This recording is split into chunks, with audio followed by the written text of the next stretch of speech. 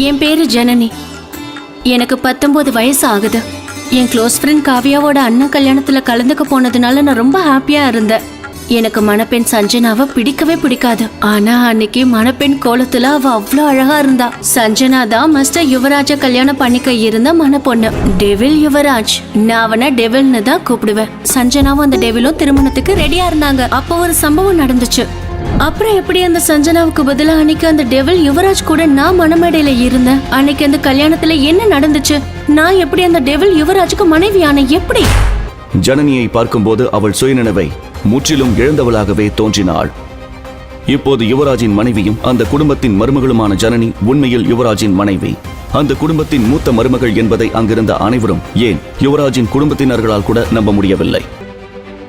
ஜனனி மிகுந்த தயக்கத்துடன் பாட்டியிடம் ஆசி பெற சென்றாள். 2 பேரும் நல்லா இருங்கப்பா. இத பாரு யுவராஜ், நீ ஜனனிய கல்யாணம் பண்ணது கூட பரவாயில்ல.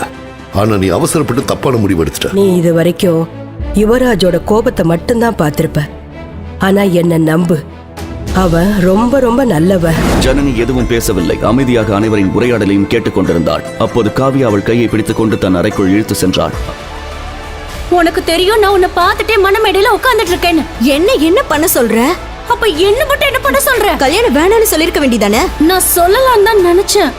ஆனா பயத்துல என்ன பண்றதுன்னு தெரியாம அமைதியா இருந்துட்டேன். ஆமா, அமைதியா இருந்ததுனால என்ன நடந்துச்சுன்னு பாத்தியா? இப்ப நீ யுவராஜோட வைஃப் ஆயிட்ட. அப்போது அவர்கள் இருந்த அறையின் கதவு திறந்தது. காதம்பரி உள்ளே வந்தார். ஜனனி, முதல்ல கதவை சாத்த. ஜனனி அவளை உற்று பார்த்தாள். ஜனனி, இங்க நீ என்ன பண்ணிட்டு இருக்க?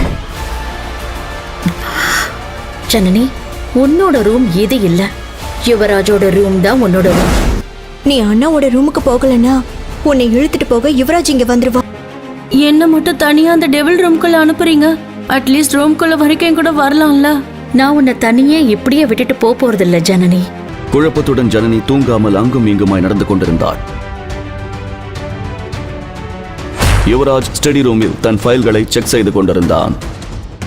அப்போது அவன் PA சிவாவிடமிருந்து அவனுக்கு கால் வந்தது. யுவராஜ் போனை எடுத்து சிவாவின் காலை அட்டன் செய்தவுடன் சிவா கூறினான், சார், சஞ்சனா அவளோட பாய் ஃப்ரெண்ட் கூட ஒன்று சேர்ந்துட்டா. அவள் இன்னைக்கு ராத்திரி உங்களை பிளாக்மெயில் செய்வான்னு நினைக்கிறேன். ஆனால் அதுக்கப்புறம் எது நடந்தாலும் அதை சஞ்சனா அவளை பொறுத்துக்கவே முடியாது. இந்த டெவில் யுவராஜை குறைச்சி எடை போட்டுட்டான் அந்த சஞ்சனா. அப்படின்னா அடுத்து என்ன பண்ணுறது சார்?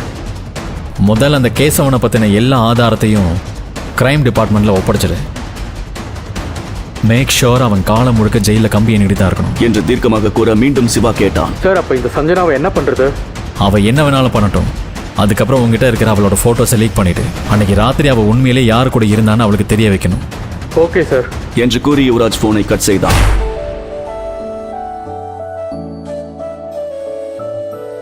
அவன் வந்தவுடனே ஜனனி தன் கண்களை இறுக மூடியவாறு தனக்குள் கூறிக்கொண்டாள், ஓ காட், இன்னைக்குன்னு பார்த்து எனக்கு ஏன் தூக்கம் வர மாட்டேங்குது? அந்த டெவில் வரதுக்கு முன்னாடி தூங்கணும்னு நினைச்சேன். என்ன ஜனனி, உனக்கு சுத்தமா ஆக்டிங் வரல. பேசாம காலேஜ்லயே டிராமா கிளப்லயாவது ஜாயின் பண்ணிருக்கலாம். அட்லீஸ்ட் இந்த டெவில் முன்னாடியாவது நடிக்கிறதுக்கு யூஸ் ஆகிருக்கும். மாட்டிக்க போறேன். குட் மார்னிங் பிரின்சஸ், நான் போயிட்டு வரேன். இதை கேட்ட ஜனனி மறுபக்கம் திரும்பி தூங்கினாள்.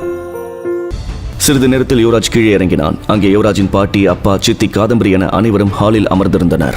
யுவராஜ். காதம்பரி யுவராஜை பார்த்தவுடன் அன்புடன் சொன்னாள், யுவராஜ், 2 நிமிஷம் உட்காரு, டிஃபன் எடுத்து வைக்கிறேன், சாப்பிட்டுட்டே போ. எனக்கு ஒன்றும் தேவையில்லை மிஸ்ஸஸ் காதம்பரி என்று கூறி வேகமாக நடந்தான் யுவராஜ். கொஞ்சம் நில்லு யுவராஜ், இன்னைக்கு எங்க போற? அதற்கு யுவராஜ் கூறினான், ஆஃபீஸ் என்றான் காட்டமாக. யுவராஜ், நேத்து தான் உனக்கு கல்யாணம் முடிஞ்சது. அதுக்குள்ள என்ன ஆபீஸ்? உனக்கு கல்யாண சடங்கு இன்னும் பாக்கி இருக்கு என்று கூற பதிலுக்கு யுவராஜ் கேட்டான், என்ன சடங்கு? சொன்னா புரிஞ்சுக்கோ கண்ணா, இன்னும் நிறைய சடங்கு இருக்கு. ஜனனியை எல்லாருக்கும் அறிமுகப்படுத்து. ஜனனியை பத்தி யாருக்கும் எதுவும் தெரியக்கூடாது, அது அவங்களுக்கு சேஃப் கிடையாது என்று யுவராஜ் கூறியதின் அர்த்தத்தை புரிந்து கொண்டார் அசோக் ராஜ். மா, யுவராஜ் சொல்றது சரிதான். ஜனனிக்கு இது சேஃப் இல்ல. அவ இன்னும் சின்ன பொண்ணா தான் இருக்கா. அவளுக்கு மெச்சூரிட்டி இல்ல. அவளால வெளியில இருந்து வரவங்களை ஹேண்டில் பண்ண முடியுமா? இல்ல, முடியாதுமா என்று அசோக் ராஜும் எடுத்துக்கூற அதை புரிந்து கொண்டார் பாட்டி. சரி, முகத்தை காட்ட மாட்டேங்கிறீங்க, இதெல்லாம் கூட பரவாயில்ல. ஆனா ஒண்ணு, இத கண்டிப்பா செஞ்சாகணும். முதல்ல கிச்சன் சம்பிரதாயமும் பூஜையும் செய்யணும், சரியா? என்று லட்சுமி தேவி கேட்க அதற்கு அசோக்ராஜ் கூறினார். சரிம்மா, கண்டிப்பா செஞ்சிடலாம் என்று கூற பதிலுக்கு லட்சுமி தேவி கேட்டார். எல்லாம் சரி, என்னோட ஆசை மருமக பொண்ணு எங்க? இன்னும் காணோம். அதற்கு காவியா கூறினாள். அவ இந்நேரம் நல்லா இழுத்து போத்திட்டு கோரட்டை விட்டுட்டு நிம்மதியா தூங்கிட்டு இருப்பா. ஆமா, என்ன சொன்னீங்க? கிச்சன் சம்பிரதாயமா? ஜனனி எல்லாருக்கும் சூப்பரா சுடு தண்ணி வச்சு தருவா. காவியா ஜனனியை பற்றி சொல்வதை கேட்டுவிட்டு யுவராஜ் மறுபடியும் மாடிக்கே சென்றான். இப்போ எங்க போற? நான் காவியாவோட ரூமுக்கு போய் ரெடி ஆயிட்டு வந்துடுறேன். என் ட்ரெஸ் எல்லாம் அங்கதான் இருக்கு. யுவராஜ் மேலும் எதுவும் பேசுவதற்குள் யாரோ கதவை தட்டும் சத்தம் கேட்டது. கமின். ஒரு வேலைக்காரி உள்ளே வந்தாள். கையில் ஒரு பெரிய தட்டை வைத்திருந்தாள். சார், அம்மா இதை ஜனனி மேடம் கிட்ட கொடுத்துட்டு வரும்போது இந்த ட்ரெஸ்ஸை போட்டுட்டு வர சொன்னாங்க. வேலைக்காரி அந்த உடையை வைத்துவிட்டு அங்கிருந்து கிளம்பினாள். இப்போ உன் problem solve. Now get ready. Aunty, எனக்கு ஏன் சாரி கொடுத்தீங்க? எப்படி கட்டுறதுன்னே தெரியல. வீடியோவை பார்த்து ஒரு வழியா கட்டி முடிச்சிட்டேன். ஆனா சரியா இருக்கான்னு தெரியல. இதை கேட்ட காதம்பரி ஜனனியை சிறிது நேரம் பார்க்க ஆரம்பித்தாள். ஜனனி அந்த சிவப்பு கலர் புடவையில் மிகவும் அழகாக இருந்தாள். காதம்பரி அன்புடன் கூறினாள். ஜனனி, நீ இந்த சாரியில எவ்வளவு அழகா இருக்க தெரியுமா?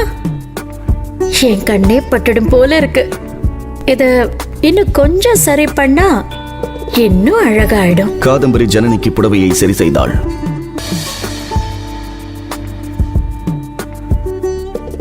இந்த புடவையில நீ தேவதை மாதிரி இருக்க. போய் பாட்டிக்கிட்ட ஆசீர்வாதம் வாங்கிக்கோ.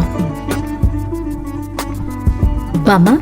அப்போது காவியா ஜனனியின் இந்த அழகை பார்த்து வியந்து கூறினாள். அட்ரா சக்க ஜனனி. ஓப்ஸ் அண்ணி. என்ன நீ ஜனனினே கூப்பிடு. அப்போது லட்சுமி தேவி ஜனனியை பார்த்து, இன்னைக்கு உன் கல்யாணம் முடிஞ்ச முதல் நாள் இல்லையா, அதனால எல்லாருக்கும் உன் கையால அல்வா செஞ்சு கொடு என்று கூற அதை கேட்ட ஜனனியின் கண்கள் பெரிதாகின. அவளை பார்த்த காவியா பாட்டியிடம் கூறினாள். இவ எப்படி அல்வா செய்வா பாருங்க. சரி, ஏதாவது ரெசிபி பார்த்து அல்வாவை செய். ஹல்வா ரவையிலியா செய்வாங்க? இப்ப என்னடி பண்ண போற? ஜனனி, உனக்கு அல்வா சாப்பிட மட்டும் தானே தெரியும் என்று புலம்பிக் கொண்டே ஜனனி அடுப்பில் பேனை வைத்து ரவையை வறுத்துக் கொண்டிருந்தாள். அப்போது அங்கே வந்த காவியா, அல்வா எப்படி வருது? நீ வேற இரிட்டேட் பண்ணாத. காவியா கிச்சனில் உள்ள பிஸ்கெட்டை எடுத்தவரை ஜனனியிடம் கூறினாள். எதுக்கு போய் ஏன் இவ்ளோ டென்ஷன் ஆகுற? அம்மா சொன்ன மாதிரி செஞ்சிரு. எப்படியும் பாட்டிக்கு ஸ்வீட்னா ஒத்துக்காது. அவங்க ஒரு ஸ்பூன் தான் டேஸ்ட் பாப்பாங்க. அப்ப ஒரு ஸ்பூன் செஞ்சா போதுமே. நல்லா மாட்டிக்கிட்ட.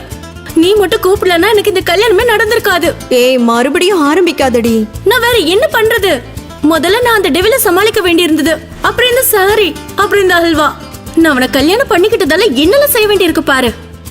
என்ன இதை செய் அதை செய்யணும். நான் வேற என்னதான் பண்றது?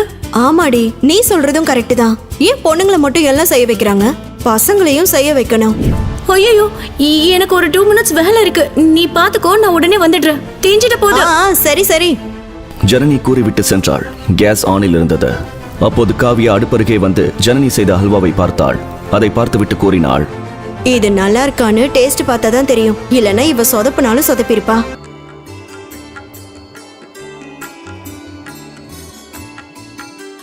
அடடா. நாமளே சர்க்கரை போட்டுடலாம். காதம்பரி கிச்சனுக்கு சென்று கேஸை ஆன் செய்து ஹல்வாவில் 4 ஸ்பூன் சர்க்கரையை மீண்டும் சேர்த்து கிளறிவிட்டு பின் கேஸை அணைத்துவிட்டு வெளியே சென்றார். சிறிது நேரம் கழித்து மீண்டும் சமையல் அறைக்கு வந்து பார்த்த ஜனனி அங்கு யாரும் இல்லை என்பதால் கோபமடைந்தாள். இந்த காவியா இங்கெல்லாம் அதுக்குள்ள எங்க போனா? இப்ப என்ன பண்றது? சரி, ஃபர்ஸ்ட் அல்வால சர்க்கரை போட்டு கலந்துருவோம் என்று ஜனனியும் தன் பங்கிற்கு 4 ஸ்பூன் சர்க்கரையை சேர்த்தாள். முடிஞ்சது. ஒவ்வொருவரின் முகத்தையும் அவள் பார்க்க அவளின் மாமனார் அல்வாவை வாயில் வைத்தவுடனே அதிர்ச்சி அடைந்தார். பாட்டிக்கு தொண்டையை அடைத்து விட்டது. காவியா தனக்குள்ளேயே பேசிக் கொண்டாள். 4 ஸ்பூன் சக்கரை தானே சேர்த்த, ஆனா 40 ஸ்பூன் சேர்த்த மாதிரி இருக்கு. ஜனனியும் சக்கரை சேர்க்கவே இல்ல, அப்புறம் எப்படி? சரி, இன்னைக்கு இதுதான் ஜனனியோட தலை எழுத்து. நம்ம சக்கரை சேர்த்ததா அவகிட்ட சொல்லாம அமைதியா இருக்கலாம். இல்லனா இன்னைக்கு நம்மள ரவுண்டு கட்டிடுவானுங்க. அந்த அல்வாவை சாப்பிட்ட காதம்பரிக்கு ஒன்றும் புரியாமல் தனக்குள்ளேயே கேட்டுக்கொண்டார். எப்படி ஆச்சு? சக்கரை போடலன்னு தானே சொன்னா. நாம சேர்த்ததுக்கு அப்புறம் மறுபடியும் 4 ஸ்பூன் சேர்த்திருப்பாளோ? ரொம்ப நல்லா இருக்குமா, செம்மையா இருக்கு என்று கூறினார் ஜனனியின் மாமனார். நிஜமாவா? ஆமா ஆமா, அல்வா மீதி இருந்தா ஃப்ரிட்ஜ்ல கூட எடுத்து வை. அனைவரும் பாராட்டியதில் மிகுந்த சந்தோஷம் அடைந்தாள் ஜனனி. சரி, நானும் கொஞ்சம் சாப்பிட்டு பாக்குறேன் என்று அனைவரும் சொன்னவுடன் ஷாக் ஆகி அனைவரையும் பார்த்தாள் ஜனனி. அப்பொழுது தர்ஷினி, அதில்ல இப்ப எப்படி நீ சாப்பிட முடியும் இத? குழம்பி போன ஜனனி இதில் என்ன இருக்கு என்று யோசித்த தர்ஷினியிடம் நான் ஏன் சாப்பிடக்கூடாது என்று ஜனனி கேட்க என்ன சொல்வதென்று யோசித்த தர்ஷினி ஆ, அது ஒண்ணும் இல்ல, நீ இப்பதானே ஃபர்ஸ்ட் டைம் ஸ்வீட் செஞ்சிருக்க, அதனால இத நாங்களே சாப்பிட்டுருவோம். அண்ணனுக்கு கொஞ்சம் மீதி இருக்கு, நீ இத அவனுக்கு எடுத்துட்டு போய் கொடுத்துரு. இல்ல பாட்டி, நான் கொண்டு போய் அல்வா கொடுக்க முடியாது. என்னாலலாம் ஹவுஸ் ஒய்ஃப் மாதிரி இருக்க முடியாது. ஏ அல்வா நீ தானே செஞ்ச, அப்புறம் ஏன் வேலைக்காரங்க கிட்ட கொடுத்து அனுப்பணும்? நீயே எடுத்துட்டு போ, எப்படி இருக்குன்னு கேளு போ. அவன் சும்மாவே கோவப்படுவான்னு உங்களுக்கு தான் தெரியும்ல. அப்புறம் ஜனனி கிட்ட அவன் எரிஞ்சு எரிஞ்சு விழுந்தான்னா என்ன பண்றது சொல்லுங்க என்று சொன்னார். நீ பயப்படுற மாதிரிலாம் ஒன்னும் ஆகாது, எனக்கு தெரியும். ஏன்னா யுவராஜுக்கு ஜனனிய ரொம்ப பிடிச்சிருக்கு. அப்படி இல்லாமையா அவன் அவளை கல்யாணம் பண்ணியிருக்கான், புரியுதா உனக்கு? டெவில் அல்வா சாப்பிடுமா என்ன? இதுல ஜனனியோட தப்பு எதுவும் இல்ல. அவ என்கிட்ட சொன்னா சக்கரை போட மறந்துட்டேன்னு, அதனால நான் கிச்சனுக்கு போய் சக்கரையே சேர்த்தேன். ஆனா இதுல தப்பு எங்க ஆச்சுன்னா நான் அதை அவகிட்ட சொல்லாம விட்டுட்டேன். ஒருவேளை அவ அதுக்கப்புறம் சேர்த்திருப்பா. இதை கேட்ட காவியா தன் மனதிற்குள்ளேயே சொல்லிக் கொண்டாள். அட பாவமே, 3 பேரும் சேர்ந்து நம்ம சுகர் வந்த பாட்டியை சாகடிச்சிருப்போம். சரி, இவங்களே தப்பு பண்ணதா இருந்துட்டு போகுது. அனைவரையும் சமாதானம் செய்யும் விதமாக பாட்டி பேசினார். அட ஒன்னும் பிரச்சனை இல்ல, அல்வால சர்க்கரைக்கு பதிலா சர்க்கரையில அல்வா இருக்கு என்று சொல்ல அனைவரும் சிரித்தனர். ஸோ சமையல் சம்பிரதாயம் எல்லாம் முடிஞ்சதா? ஆ, முடிஞ்சது. பாட்டி உங்ககிட்ட அல்வா கொடுத்துட்டு வர சொன்னாங்க. அப்போ அங்கேயே நின்றுட்டு இருக்க, இங்கே வந்து கொடு. அந்த அல்வாவை வாயில் வைத்த உடனேயே ஏதோ சர்க்கரை பாகினை வாயில் வைத்தது போல உணர்ந்தான் யுவராஜ். வாழ்க்கையில் இவ்வளவு சர்க்கரை சேர்த்த அல்வாவை அவன் சாப்பிட்டதே இல்லை என்று அவனின் முகமே காட்டி கொடுத்து விட்டது. இத நீதான் செஞ்சியா? இதையே சாப்பிடுறீங்க? அதற்கு அவளை பார்த்த யுவராஜ் பொறுமையாக வேற என்ன பண்றது, நீதானே செஞ்ச, அட்ஜஸ்ட் பண்ணிக்கிறேன் என்று கூறிவிட்டு யுவராஜ் முழு அல்வாவையும் சாப்பிட்டான். ஜனனி அங்கிருந்து கிளம்பினாள். ஐயோ, என் மேல எந்த தப்பும் இல்ல சத்தியமா. நான் கரெக்டான அளவுல தான் சக்கரை போட்டேன். ஆனா அதுக்கப்புறம் அம்மாவும் 4 ஸ்பூன் சேர்த்துட்டாங்க. அப்புறம் கடைசியா நீயும் சேர்த்ததானே, அப்புறம் சக்கரை பாகா மாறாம. அப்ப எல்லாருமா சேர்ந்து அந்த டெவில் கிட்ட என்ன அனுப்புறப்போ நீ வாயை மூடிட்டு சும்மா தானே இருந்த? நான் மட்டும் அப்ப வாயை திறந்திருந்தேன்னா அவ்வளவுதான், பாட்டி என்ன கொண்டு இருப்பாங்க. அதுக்காக ஏன் சண்டை போடுறீங்க? இப்ப 2 பேருக்கும் என்ன வேணும்? மா, அவகிட்ட சொல்லுங்க, நீங்களும் தானே அல்வால சக்கரை போட்டீங்க. நீங்களும்னா? என்று சந்தேகத்துடன் கேட்டார். அப்போ வேற யாரெல்லாம் போட்டீங்க? அப்போது ஜனனி கோபமாக காவியாவை காட்டி இங்க நிக்கிறாள் ஒண்ணும் தெரியாத மாதிரி. அதனாலதான் அல்வா அவ்வளோ இனிப்பாயிடுச்சா? சரி, அதை விட. இங்க பாரு, இன்னைக்கு நீ முதலா மருமகளா சமைச்சிருக்கல, அதுக்கு தான் உனக்கு இந்த கிஃப்ட் பிடிச்சிருக்கான்னு பாரு. ஐயோ ஆண்டி, இது என்ன அவ்வளவு பெரிய விஷயமா? பெரிய விஷயம்தான் ஜனனி. வாவ், நாளைக்கு காலேஜ் ஸ்டார்ட் ஆகுது. நாளையில இருந்து 9 to 5 காலேஜ்ல இருப்போம். இந்த டிராமால லைஃப்ல இருந்து குறைஞ்சிடும். கரெக்டா சொன்னடி. இப்பெல்லாம் சும்மா ஏதாவது சொல்லிட்டே இருக்காங்க. டெய்லி ஏதாவது ஒரு டிராமா எப்படியாவது நடந்துருது. இருவரும் பேசிக் கொண்டிருக்கும் பொழுது தர்ஷினி அங்கு வந்து அமர்ந்தாள். Guys, I have a good news for you. நானும் உங்களோட காலேஜ் ஜாயின் பண்ண போறேன் as a director of drama club. அதற்கு கோபமாக காவியா சொன்னாள். அப்படின்னா நீ எங்களை அங்கேயே நிம்மதியா இருக்க விட மாட்டியா? அதற்கு கடுப்பான தர்ஷினி, ஓ ஹலோ, உங்களுக்கு முன்னாடி அது ஏன் காலேஜ்ங்கறத மறந்துடாத. முன்னாடி, இப்ப இல்ல. இருவரும் சண்டை போட்டுக் கொண்டிருக்க வாவ்க்கா, நீங்க தான் கன்ஃபார்மா டிராமா கிளப்புக்கு டைரக்டரா? எஸ். ப்ளீஸ் கா, என்னையும் அதுல சேர்த்துக்கிறீங்களா? ஓகே டன், நாளைக்கு ஆடிஷன் வா. இந்த பெட் எவ்வளவு சாஃப்டா இருக்கு, செமையா தூக்கம் வரும்ல. நீ என்ன பேர் வச்சு கூப்பிடுவ? நான் உங்களை மிஸ்டர் யுவராஜன் தான் கூப்பிடுறேன். அதற்கு அவன், அது நான் உன் பக்கத்துல இருக்கிறப்போ நீ அப்படிதான் கூப்பிடுவ. அப்படி நான் உன் பக்கத்துல இல்லாத நேரத்துலலாம் நீ என்ன பேர் வச்சு கூப்பிடுவ? அப்பவும் நான் உங்களை மிஸ்டர் யுவராஜன் தான் கூப்பிடுவேன். பொய் சொல்லாத பிரின்சஸ், உண்மையை சொல்லு, என்ன பேர் வச்சு கூப்பிடுவ? டெவில். டெவிலா? அப்படி நான் உங்களை என்ன கஷ்டப்படுத்துறேன் டெவில்னு கூப்பிடுற அளவுக்கு? நாள் முழுக்க காஞ்சரிங் பேய் மாதிரி மூஞ்ச உருன்னு வச்சுக்கிட்டு சுத்த வேண்டியது.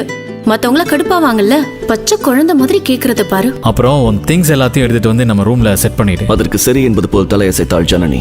காலேஜில் கூட யார்கிட்டயும் சொல்லிடாத நீ மேரிட்னு. அப்புறம் முக்கியமா என்னை பத்தி யார்கிட்டயும் வாயை கூட திறந்துடா. இதை கேட்டதும் ஜனனி மனதிற்குள், ஆமா, அப்படியே இதை நான் எல்லார்கிட்டயும் சொல்லிட்டாலும் என்று எண்ணிக்கொண்டிருக்கும் பொழுது அவன் மீண்டும் ஏதோ சொல்ல வருவதை பார்த்து காத்திருந்தாள் ஜனனி. என்ன காரணமா வச்சுக்கிட்டு உன்னை எல்லாருமே கிண்டல் பண்ணுவாங்க, அதனால தான் சொல்றேன். மாம், டாட், அக்கா, பாட்டி, யாராவது இருக்கீங்களா? அந்த குரலை கேட்டவுடன் காவியா ஜனனியிடம் கூறினாள். இங்க பாரு, வந்துட்டா உன்னோட ஒன் சைட் லவர். ஓ, எல்லாரும் இங்க தான் இருக்கீங்களா? பாட்டி, அடோ என்னோட பேரழகே, நீ இப்படி அழகாகிக்கிட்டே போனா என் ஹார்ட் எப்படி தாங்கணும் யோசிச்சு பாத்தியா? வந்ததும் ஆரம்பிக்காத. அப்புறம் எப்படி இருக்க? நல்லா இருக்கேம்மா. என்ன சாப்பிடுற? எதனால ஓகே. இவன்தான் கார்த்திக், காவியாவின் அண்ணன். அவளுக்கு அரை மணி நேரத்திற்கு முன் பிறந்தவர். எங்க என் பூதானி? வர சொல்லு, பார்க்கணும். காவியா அதற்கு சிரித்துக் கொண்டே நக்கலாக சொன்னாள். கண்டிப்பா நீயும் உன்னோட அண்ணி எப்படி இருக்காங்கன்னு பார்க்கணும்ல என்று கூறிவிட்டு அவள் ஜனனியின் தோள் மீது கை வைத்துக் கொண்டே சொன்னாள். Let me introduce you. இவங்க தான் உன்னோட oops நம்மளோட அண்ணி மிஸ்ஸஸ் ஜனனி யுவராஜ் சிகாமணி. அதை கேட்டவுடன் கார்த்திக்கின் முகம் சிவந்தது. அதை நம்ப முடியாமல் திணறிக்கொண்டே கேட்டான். என்ன? அவன் ஒரு டெவில், நீ தானே சொல்லுவ? அப்புறம் எதுக்கு அவனை கல்யாணம் பண்ண? அதற்கு ஜனனி கார்த்திக்கிடம் சொன்னாள். நீ என்ன பைத்தியம் நினைச்சிட்டு இருக்கியா? மண்டபத்துல சும்மா உட்கார்ந்துட்டு இருந்தேன்டா நானு. அப்படின்னா டெவில் மாதிரி நடந்துக்கிட்டே என்ன ஃபோர்ஸ் பண்ணி கல்யாணம் பண்ணிக்கிட்டான். நடந்தது நடந்துடுச்சு. இன்னில இருந்து நீ ஜனனிய அண்ணின்னு தான் கூப்பிடணும், புரிஞ்சுதா? இந்த உறவை நல்ல மனசுல வச்சுக்க, நல்ல ஞாபகம் வச்சுக்கோ. ஓ அண்ணன் யுவராஜை பத்தி உனக்கே நல்லா தெரியும்ல. பிறகு அவர் காவியா மற்றும் ஜனனியை பார்த்து கூறினார். அப்புறம் நீங்க உங்களுக்கு நாளையில இருந்து காலேஜ் ஆரம்பிக்குதுல, கொஞ்சம் படிப்புலயும் கவனம் செலுத்துங்க. முக்கியமா நீ காவியா. அது ஓகே. தர்ஷினி எங்க? நான் வந்து இவ்வளவு நேரம் ஆகி அவளை பார்க்கவே இல்லை. அதற்கு காவியா கூறினாள். மேபி இன்னும் தூங்கிட்டு இருப்பாங்கன்னு நினைக்கிறேன். நேத்து நைட்டு லேட்டா தான் வந்தாங்க, அப்புறம் கொஞ்சம் கோபமா வேற இருந்தாங்க. அதை கேட்ட ஜனனி காவியாவிடம் கேட்டாள். நீ அவங்க கிட்ட என்ன ஆச்சுன்னு கேட்கவே இல்லையா? இல்ல, வந்தாங்க, வந்த உடனே ரூம்குள்ள போனாங்க, கதவை உள்ள தாள் போட்டுக்கிட்டாங்க. கார்த்திக் சொன்னான். ஏ, நத்திங் டு வரி அபவுட். அவ ஃப்ரெண்ட்ஸோட ஏதாவது சண்டை போட்டிருப்பா, இல்ல ஆர்கியூ பண்ணிருப்பா. Just chill guys, take it easy. ஆனால் நேற்றிரவு தர்ஷினி வீடு திரும்பிய போது அவளுக்கு அவள் எதிர்பார்க்காத ஒரு விஷயம் அவளுக்கு நடந்தது என்பதுதான் உண்மை. அவளுக்கு அப்படி நேற்றிரவு என்ன நடந்தது என்பதை ஜனனியும் காவியாவும் கண்டுபிடிப்பார்களா? எதுக்கு வெயிட் பண்றீங்க? உடனே டவுன்லோட் பண்ணுங்க பாக்கெட் எஃப்எம். Dear double.